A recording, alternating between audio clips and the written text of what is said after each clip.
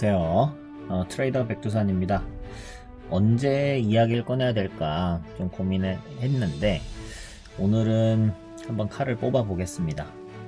저도 이제 항상 좀 짧게 가능하면 영상을 좀 만들어서 여러분들에게 지루하지 않게 좀 핵심들만 요약해서 해드리고 싶은데 이게 제가 아직 경험이 부족해서 그렇게 요약을 잘 못하는 것 같아요. 요약을 한다고 하면 또 제가 충분히 말씀드리고자 하는 거를 말씀 다 못 드릴 때도 있고 이래서 그게 참 고민입니다. 오늘은 이제 볼린저 밴드 드디어 꺼낼 때가 온 것 같습니다. 볼린저 밴드 정말 중요한데요. 어떻게 만드는지 식부터 먼저 봐볼게요. 수식 관리자에 들어가셔서 가격 지표에 볼린저 밴드가 있어요. 그런데 여기 보시면 뭐 볼린저 밴드 C 센터겠죠. B 밴드 C, B 밴드 업, B 밴드 다운 이렇게만 돼 있으니까 이게 어떤 내용인지 식이 이해가 안 가잖아요. 이런 경우는 이게 키움증권에서 한 번 더 만들어 놓은 거예요. 일반 함수를 저런 함수를 만들어 놨어요. 그래서 볼린저 밴드 C 이게 센터에 대한 식이고 이게 다운, 업 이게 상한선, 하한선에 대한 식이에요. 그래서 이거부터 봐보시면 C는 지난번에 이제 종가, 클로즈, 하이, 로우 그래서 종가와 고가와 저가를 더한 다음에 그걸 3으로 나눴어요. 그러니까 평균값이라는 거죠. 그거를 특정 피어리어드만큼을 또다시 평균 그냥 AVG, EAVG가 아니고 그냥 AVG니까 그냥 일반 평균을 낸 겁니다. 이게 볼린저 밴드의 중심값, 센터 값입니다. 상단 하단은 여기에다가 스탠다드 데비에이션, 표준 편차만큼을 더하면 상한선, 빼면 하한선이에요. 스탠다드 데비에이션은 표준 편차는 여러분 아시겠지만 그 가우시안 분포에서 안에서 봤을 때 이제 뭐 95%다 그러면 요만큼과 요만큼의 합이 이제 5% 정도 되는 거고 나머지 95%는 여기 안에 들어가는 그러니까 가장 일반적인 것을 말합니다. 그래서 여기서 0을 기준으로 여기 플러스 마이너스라고 볼 때 이쪽에 있는 애들은 아주 뛰어난 애들이고 이쪽에 있는 애들은 좀 아주 열등한 애들이고 대부분은 이 95% 안에 들어갑니다. 이게 통계에서 기본이거든요. 이거는 이제 가우시안 분포라고 그래요. 그래서 가장 두꺼운 요 가우시안 분포의 이 부분이 어느 쪽에 있느냐 그 값을 가지고도 이제 의미 있게 사용하실 수가 있는데요. 그 스탠다드 데비에이션 표준 편차에 대해서는 뭐 따로 찾아보셔서 조금 더 심도 있게 공부하시면 좋을 것 같고요. 제가 말씀드리고 싶은 것은 이 표준 편차라는 거는 값의 변동량이 많으냐 크냐 작냐를 가지고 이 차트에 표현을 해줄 수가 있어요. 그러니까 값이 횡보하고 변동이 많이 없으면 스탠다드 데비에이션 값이 작겠죠. 그 편차가 적으니까. 그러니까 이 모양을 볼 때 수축할 거예요. 이런 식으로. 근데 이게 위로 많이 오르거나 아래로 많이 내리거나 이러면 이 값이 이렇게 팽창합니다. 그래서 수축과 팽창을 반복하면서 이 볼린저 밴드가 이런 위아래로 그 밴드 그러니까 길을 만들어 놨어요. 그래서 이거를 가지고 어떻게 매매에 적용할 수 있을까 이런 것들을 심도 있게 봐보겠습니다. 일단 볼린저 밴드 기본 수치를 적용해 놓은 상태고요. 아까 말씀드렸다시피 여기서부터 여기까지 값이 변화가 많이 없잖아요. 그러니까 표준 편차 값이 줄어드는 거예요. 그러면 이렇게 수축하겠죠. 그런데 이 수축하는 이렇게 그러니까 기간과 변동량이 들어가는 거죠. 뭐 거래량에 대한 값은 여기 포함되어 있지는 않습니다. 가격 지표입니다. 근데 이렇게 보시면 여기서 딱 처음에 뚫고 나왔죠.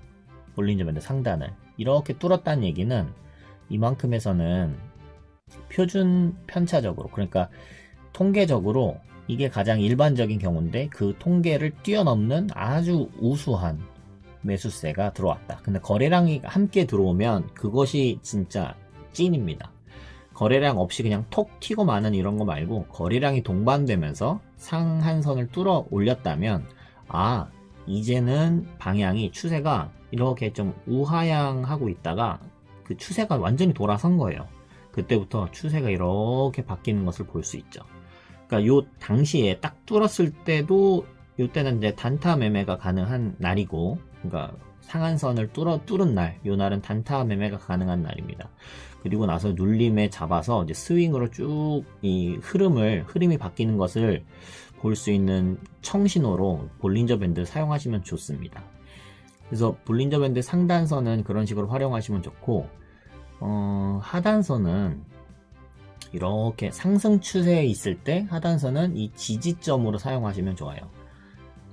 근데 지지하고 다시 이렇게 올라가는. 근데 이게 말씀드렸듯이 상승 추세에 있을 때 지지점입니다. 하락 추세로 접어들면 그때는 이 볼린저 밴드 하단을 닫고 반등하는 게 아니고 쭉 흘러내려요. 이걸 타고 내려가는 경향이 있어요. 그래서 그거는 왜 그러냐?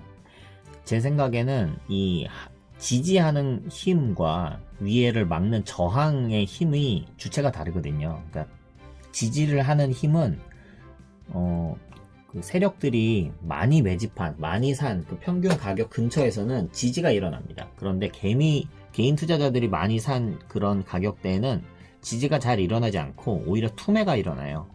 그래서 지지하는 힘은 약합니다. 그런데 이렇게 올라가는 상황에서는 이 물량들이 이제 세력들이 들어온 물량이라고 가정을 해볼게요. 개인 투자자들이 이렇게 힘을 모아서 쫙쫙 사기가 어렵거든요. 좀 이게 집중이 안 되고 흩어지는 것이 대부분입니다. 최근 들어서 동학개미 운동 하면서는 엄청 힘을 모아서 쫙쫙 올려주고 있는, 힘을 쓰고 있는데, 그건 아주 특이한 최근에 들어 나타난 트렌드이고, 일반적으로는 이렇게 보시는 게 타당하거든요. 근데 이렇게 쫙쫙 올리면서 매수를 할 때는 이 올리는 주체의 평균 단가도 쭉 올라가겠죠. 그것이 이 하단선을 지지하게 만드는 힘이 됩니다. 그러니까 쭉 올라갈 때는 이 하단선에 닿으면 매수 타점이 되는 거죠. 그리고 이제 상승 추세를 접어들 때는 이제 상단선을 뚫어 올릴 때 돌파 타점이 되는 거죠. 그런데 이제 이 하락 추세에 왔을 때는, 그러니까 이걸 올리려는 주체가 많이 없잖아요. 이 횡보를 쭉 했죠. 여기서부터 여기까지 횡보를 쭉 하면서 이 주가를 이제 상승시키게 만들려는 주체의 힘이 없어요. 그 얘기는 이제 큰 손들이나 세력들이 들어오지 않고 개인 투자자들이 많이 사고 팔고 하면서 파동을 그렸다. 그런데 이제 하단선을 깨면 이 하단선을 지지하고 올라가려는 힘보다는 많이 깨졌네 하고 손절하고 내 평단가보다 많이 깨졌네 하면서 와르르르르 투매가 일어난다는 거죠. 이 투매를 멈추려면 거래량이 터지면서 큰 손들이 들어왔다는 신호를 보여줄 때 이 하락 추세를 깨고 횡보 추세로 혹은 상승 추세로 돌릴 수 있는 힘이 됩니다. 근데 상승 추세로 돌린다는 거는 그만큼 이제 상단선까지 뚫어 올렸어야 되겠죠. 한번 뚫어 올렸죠. 근데 한 번엔 못 가요. 여기 다 대기 매물들이 있기 때문에 2번 시도하고 또 3번 시도하고 그랬는데도 여기서도 이제 못 뚫어 올렸잖아요. 여기서 이게 쭉쭉 거래량이 들어왔는데, 그러니까 여기에 대기하고 있는 악성 대기 매물들 저항이 강하구나 판단을 해서 밑으로 더 내린 거예요. 밑으로 더 내렸으니 이제는 여기 위에 물려있는 개인 투자자들의 매물들은 조금만 올라오면은 그냥 손해보고 팔 건데 괜히 요거 쭉 올라갈 거 기대하고 안 팔고 있다가 완전히 이제 하락을 맞은 거죠. 그러니까 이제 안절부절하는 엄청난 손해를 가지고 있는 악성 대기 매물들이 존재하고 있습니다. 그러니까 한번 확 튈 때 약간이라도 손해를 덜 보고 여기서 팔아버리는 거죠. 그래서 윗꼬리만 달고 내려오게 됩니다. 이런 것들은 이제 거래량이 터졌잖아요. 이제 여기서 그러니까 세력들이 항상 이기는 게 아니에요. 항상 성공하는 게 아닙니다. 여기서 쭉쭉 매집을 했는데 여기서 더 못 올리고 밑으로 뺀 거예요. 근데 여기서 한 번 더 매집 시작됐죠. 더 낮은 가격에. 그리고 한 번 더 여기서 빵 터트렸는데 여기서도 악성 대기 매물들이 많이 나왔어요. 그래서 이렇게 꼬리가 계속 긴 거예요. 윗꼬리가 생겼다는 거는 저항 맞고 내려왔다는 거잖아요. 장중에 여기까지 올라갔다가. 그런데 이걸 받는 힘들이 여기선 세력들이 들어온 거죠. 그러니까 그거를 매물들을 다 소화하고 나니 쭉 오르는 거고, 그리고 나 이제 힘이 빠지고 내려갈 때 이제 여기서부터 쭉쭉쭉쭉 올린 세력들의 평단가가 이쪽 부근이 되니까 지지를 하고 다시 오르는 겁니다. 그러니까 이런 식으로 볼린저 밴드와 거래량, 그 다음에 지지 저항 이런 것들을 사용해서 매매하시면 아주 수학적이고 통계적인 매매를 하실 수 있게 됩니다. 그런데 이제 한 가지 봐볼게요. 지금 기본 수치를 쓰고 있거든요. 21선의 D1, 이 개수값을 2를 쓰는 게 기본입니다. 근데 요 피어레이드 값을 한 2배로 올려볼게요. 40으로. 그럼 모양이 이렇게 바뀝니다. 왜냐면 그 볼린저 밴드가 20일 기준으로 하면 좀 속임이 있을 수 있어요. 그래서 뚫었는데도 힘 빠지고 이런 경우. 근데 40으로 하면 이게 커지기 때문에 속임수가 발생하지 않습니다. 이런 데서는 볼린저 밴드 상단에 뚫었다고 판단이 안 되는 거죠. 그러면 이거를 60일로 바꿔볼까요? 네. 그러면 이게 더 크게 되기 때문에 여기서는 상단 돌파했는데 실패했다고 판단하는 게 아니고 상단 돌파도 못하고 흘러내렸다고 보이는 거죠. 이걸 100일로 하면 어떻게 될까요? 네. 상단 돌파 꿈도 꾸지 마라. 그러니까 여기서 아까는 20일로 봤을 때는 돌파 시도를 했는데 실패하고 흘러내렸다 이잖아요. 근데 이제 이걸 100일 기준으로 보면 돌파 시도는 무슨, 이건 계속 하락하고 있는 추세지, 이렇게 되는 거예요. 그러니까 좀 더 확실하고 안전한, 여기서 뚫은 이런 것들은 이제 이건 진짜다 이러고 이제 쭉쭉 올라가는 거죠. 그러면 이거를 다시 20일로 바꾸고 D 값을 바꿔볼게요. 2.5 이렇게 바꿔볼게요. 아까 전에 그 수식을 기억하시려나 모르겠지만 이 D1 요 값은 스탠다드 데비에이션 곱하기 요 개수를 해주는 거예요. 그래서 표준 편차 값의 2배만큼을 더하거나 2배만큼을 빼는 거죠. 요 평균 중심 값에서. 2.5를 한다는 거는 더 범위가 벌어지는 거고, 이걸 값을 줄이면 뭐 1.8 이렇게 하면은 이게 더 작아지는 거죠. 기준을 이제 기본값 2를 기준으로 한다고 했을 때 2보다 1.8이 더 줄어들고 2.5는 더 늘어났죠. 이런 모습을 보실 수 있습니다. 근데 이 흐름의 모양 자체는 20일 기준으로 했을 때 이 모양을 유지하면서 이 간격을 벌리고 싶으면 이 D1 값을 바꾸면 되고요. 이 흐름 자체도 좀 바꾸고 싶다, 너무 출렁출렁한 게 너무 심하다 싶으면 이렇게 장기 이동평균선 값을 사용하시면서 하시면 됩니다. 그러면 속임수 값이 더 줄어들어요. 이렇게 60일에 2 이렇게 하면 뭐 밑에 닿으면 뭐 거의 지지가 일어나죠. 그리고 요 위에를 뚫는 힘은 거의 일어나지 않지만 이게 거래량이 터지면서 올라가는, 이럴 때 터지고 나면 이걸 지지에 잡아서 이 추세를 먹을 수 있는 거죠. 그러면 이렇게 기간과 이거에 따라서 달라지는데, 그러면 뭐 너무 기간을 길게 잡으면 좀 확실하긴 하지만 너무 늦게 발견하게 되는 거고, 이런 경우를 볼 때 여기서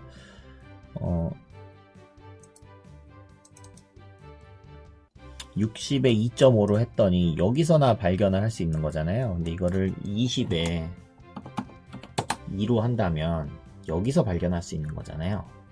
뭐가 더 좋겠어요? 그러니까 이게 조금 고민이 되는 거죠. 그래서 제가 한번 생각을 해봤어요. 그러면 이런 볼린저 밴드의 다양한 기간을 이용해서 좀 범위로 표현해주면 어떨까? 그렇게 생각을 해서 제가 식을 하나 만들어 봤어요. 백두 밴드 상단, 이거가 어떤 식으로 어떤 마음에서 이제 만든 식이냐면, 아까 전에 요 식 기억하실까 모르겠지만 이게 일반적인 볼린저 밴드의 상단선입니다. 여기 뒤에 있는 건 기간이고, 그래서 이 기간을 20일, 33일, 40일, 73일 뭐 이런 식으로 제가 이런저런 실험을 통해서 이렇게 해보고 좀 의미 있는 숫자들을 좀 뽑아봤어요. 그걸 한 다음에 그 값들을 다 더해서 4로 나눴어요. 그러니까 이 값들의 평균값을 구한 거죠. 상단선으로. 그러면 이 값을 여기다가 추가를 해볼게요. 지표 겹치기. 백두 밴드 상단.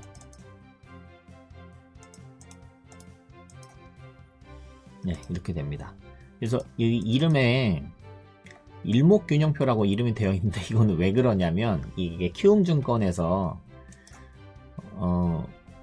구름대를 표현을 하려면 요 일목균형표라는 이런 말을 요 단어를 인식해서 이런 범위를 색칠해주는 이런 기능이 동작하도록 되어 있어요. 요 구름대 영역 표시 채우기 요거를 하려고 이런 이름을 집어 넣었습니다. 아까 전에 그럼 상단만 말씀드렸는데 지금 저 구름대는 뭐냐, 이 수식 4에 보면 상단 저항, 그래서 이거를 기준으로 이거보다 위쪽에 요거보다 아래쪽에 이렇게 밴드를 상단선 중심으로 위아래로 만들어 봤어요. 그래서 이거는 더하고 나누는 게 아니고 아까 있었던 그 똑같은 수치에 4개의 수치의 볼린저 밴드 값 중 맥스 값 최대치 값을 구한 거고, 이거는 이 4개 값 중 미니멈 최소 값을 구해서 위아래로 표현을 해준 거예요.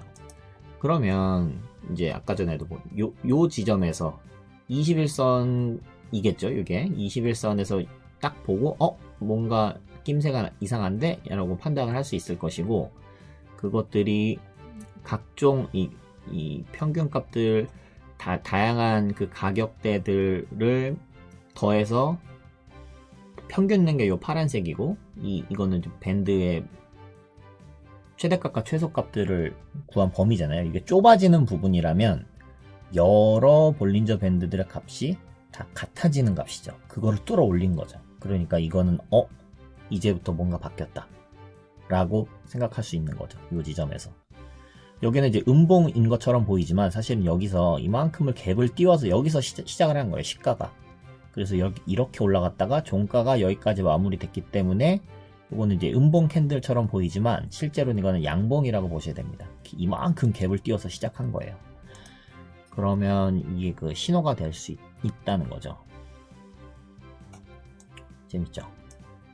자, 그러면 이건 마찬가지로 일단 여기 처음에 있었던 기본 요 값은 이제 지울게요. 없애고 겹치기로 해서, 그럼 하단도 똑같이 백두 밴드 하단 일목균형표라는 것을 넣어 볼게요.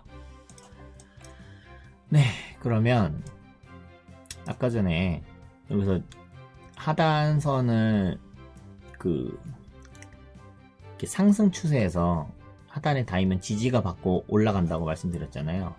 그러니까 이런 지점들을 가지고 이제 타점을 이용할 수가 있고, 하단으로 내려갈 때, 하락하고 있을 때, 이제 뭐 이런 하락하고 있을 때는 이 다이어도 작은 기술적인 반등들은 이렇게 일어나요. 닿으면 오르고, 닿으면 오르고, 닿으면 오르고, 하지만 통통통 하면서 타고 계속 내려오는 거죠.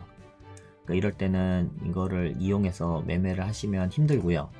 대신 이렇게 횡보할 때, 위아래로 좀 크게 변동 없이 횡보할 때는 하단에 닿으면 사고, 상단에 닿으면 팔고, 이거를 반복하면서 박스권 매매를 할 수가 있겠죠. 그런데 이걸 뚫어 내리면 이제 여기서는 더 이상 사시면 안 되고, 이건 뚫어 올리면 그때부터 쭉 추세를 내는 거니까 추세를 이용해서 먹으면 됩니다.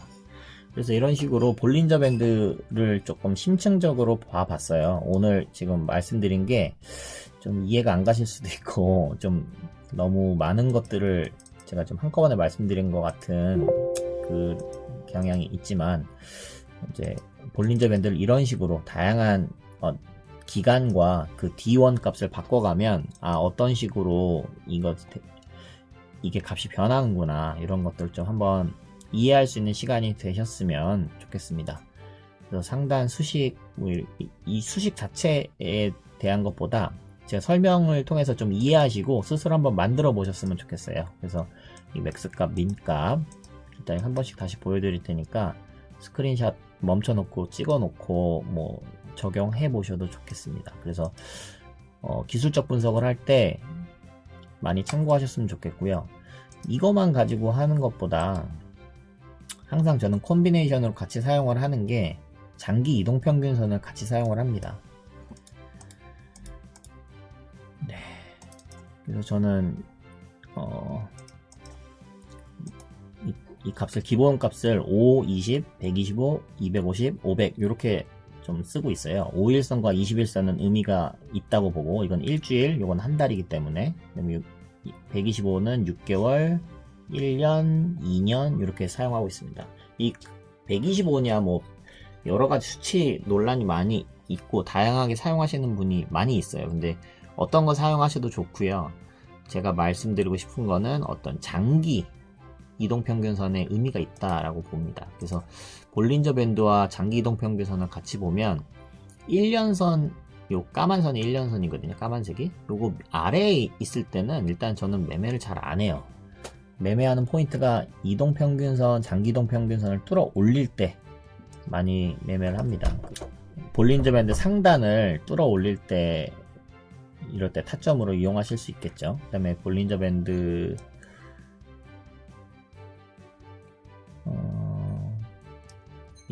장기 이동평균선을 뚫어 올리고 볼린저 밴드 상단 뚫어 올린 이런 때에서는 뭐 매매를 제가 잘 하는 편이고, 여기서 장기 이동평균선이 깨질 때는 더 이상 들고 가지 않습니다.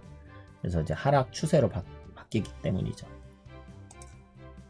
이때부터 이렇게 하락 추세로 추세가 바뀌는 거기 때문에 추세가 저는 되게 중요하게 생각을 해요.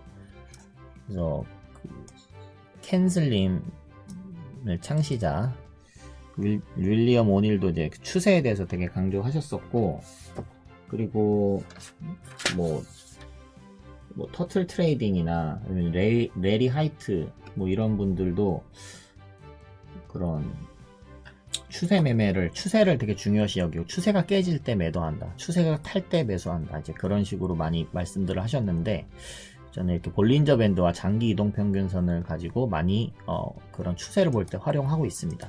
거래량과 함께 같이 보셔야 되는 건 항상 잊지 마시고요. 이게 너무 지저분하고 복잡하다 느껴지시겠지만 익숙해지면 괜찮습니다. 그리고 저런 밴드 부분은 좀 너무 복잡하다 싶으면 뭐 없애셔도 돼요. 그 평균값을, 볼린저 밴드 여러 개의 평균값을 사용했다는 것 자체도 제가 볼 때는 충분히 의미가 있는, 그리고 사용할 만한 컨셉이라고 생각을 합니다.